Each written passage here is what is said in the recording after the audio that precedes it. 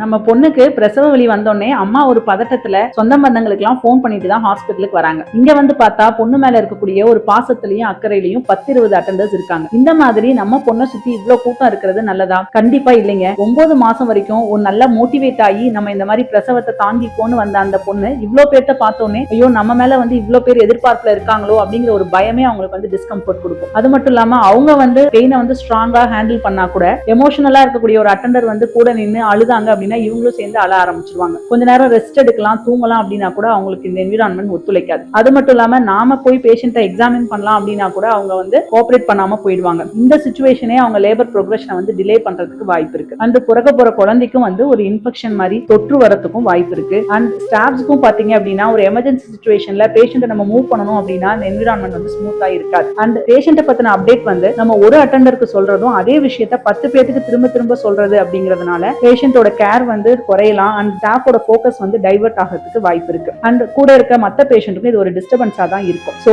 இந்த மாதிரி ஒரு பிரசவ நாளை வந்து நம்ம எல்லாம் சேர்ந்து கொண்டாடக்கூடிய ஃபேமிலி கெட் டுகெதரா எடுத்துக்காம அந்த பொண்ணுக்கு தேவையான ஒரு அமைதியும் ஆதரவும் நம்ம கொடுக்கறது தான் நம்மளோட பொறுப்பு. இல்லைங்க எங்களோட சம்பிரதாயம் இப்படிதான், நம்ம எல்லாத்துக்கும் சொல்லிதான் ஆகணும் இந்த விஷயத்த அப்படின்னு சொன்னா இதை அவாய்ட் பண்றதுக்கு என்ன பண்ணலாம் அப்படிங்கிற சில டிப்ஸை நம்ம நெக்ஸ்ட் வீடியோல சொல்லுவோம். ஃபாலோ பண்ணுங்க. தேங்க்யூ.